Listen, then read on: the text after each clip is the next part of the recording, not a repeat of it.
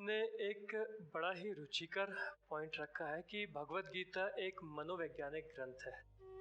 यदि आप इसके ऊपर थोड़ा और प्रकाश डाल सके कि देखने से तो समझ में आता है कि उसमें काफ़ी गहरी मनोवैज्ञानिक फिलॉसफी दर्शन के बारे में बातचीत किया गया है, परंतु आपके विचार से किस प्रकार से उसको अपन एक मनोवैज्ञानिक ग्रंथ के रूप में देख सकते हैं?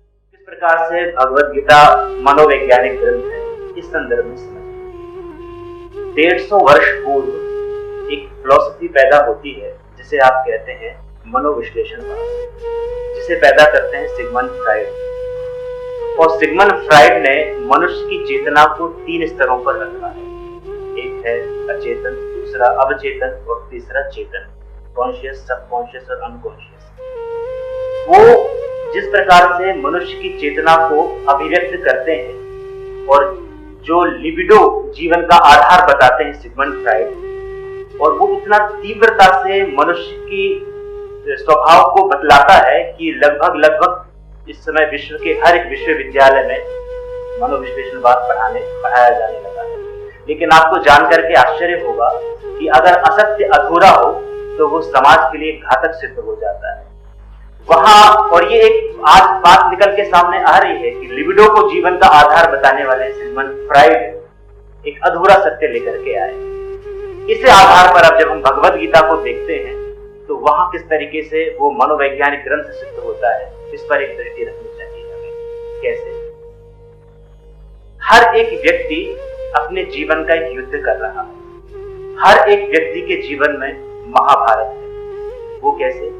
वो ऐसे कि जब हम महाभारत का, जो कि हम जानते हैं कि महाभारत का ये ग्रंथ एक भीष्म पर्व का एक ग्रंथ है, शास्त्र श्लोक भगवत गीता। तो कैसे कौरवों की संख्या है 100, पांडवों की संख्या है 5, एक है कृष्ण। इंद्रिय कितनी है हमारी? 5। एक है मन और इच्छाएं हैं अनंत। तो वो जो अनंत इच्छाएं हैं, अर्थात जो कौरव है, वो हर व्यक्ति के अंदर बैठे हुए हैं। और वो 5 इंद्रियां हैं, वो उन अनंत इच्छाओं को प्राप्त करना चाहती है। और वहां एक जो मन है, वो कृष्ण का काम कर रहा है, उसको नियंत्रण करने का काम कर रहा है। अगर आप उसको और भी ऊपर लेकर के जाते हैं तो भगवत गीता के ही संदर्भ में हम देखें तो वो कहते हैं कि इंद्रियाणि पराण्याहु इंद्रियेभ्यः परम मनः मनसस्तु परा बुद्धि यो बुद्धि परतस्तु सः। व्यक्ति का जो जीवन है वो 4 स्तरों पर चलता है, भगवान कृष्ण कहते हैं गीता में। मैं इन 4 स्तरों पर आऊंगा डिटेल में, लेकिन उससे पहले एक और बात आपको मैं बता दूं कि जब हम मनोवैज्ञानिक ग्रंथ भगवत गीता को कहते हैं तो उसके पीछे क्या मूल सिद्धांत हमारे सामने आते हैं। तो वो ये कि एक योद्धा जो विश्व का सबसे बड़ा युद्ध लड़ने जा रहा है, उस समय जम्बूद्वीप का सबसे बड़ा युद्ध लड़ने जा रहा है, वो सर्वश्रेष्ठ योद्धा है जिसे आप अर्जुन कहते हैं। और वो हर एक व्यक्ति का प्रतिनिधित्व कर रहे हैं।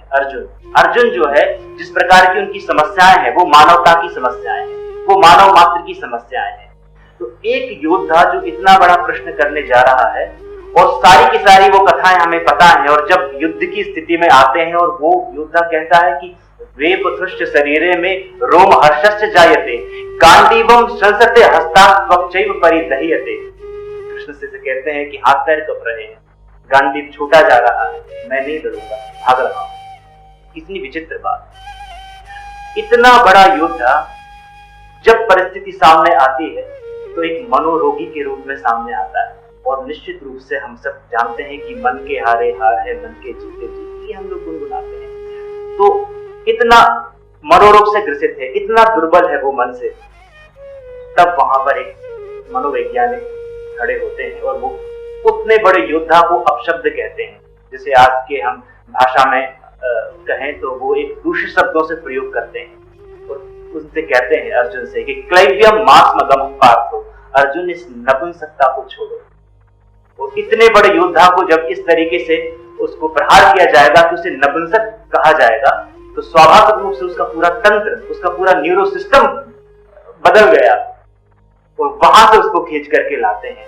और वो जो पहला जो योग है वो विषाद का योग है, और अंतिम जो योग है वो मुक्ति का योग है। तो विषाद से मुक्ति की यात्रा फिर वहां से प्रारंभ होती है।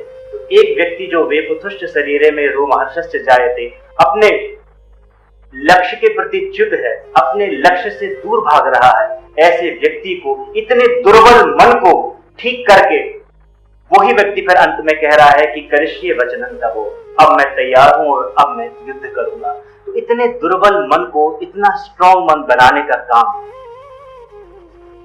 किसी थेरेपी ने तो किया है, किसी और स्वाभाविक रूप से थोड़ा उसकी एक प्रक्रिया है, उस आधार पर वो तैयार होते हैं और अंत में कहते हैं कि करिष्ये वचनं तवो, अब मैं युद्ध के लिए तैयार हूं। तो उसके अंदर सारी की सारी फिर प्रोसेस है। तो ऐसे, और आज स्वाभाविक रूप से जब हम देखते हैं तो मन की दुर्बलता व्यक्ति के अंदर बहुत हमें गहराई से देखने को मिलती है।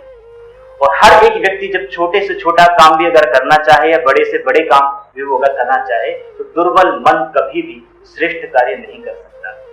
तो वो जो पूरी प्रक्रिया रही है, उस प्रक्रिया में जिस भूमिका, जो विचार अपनी ऊर्जा देते हैं वे भगवत गीता और कृष्ण का जो संवाद है उस पर हम आगे चर्चा करते चले जाएंगे।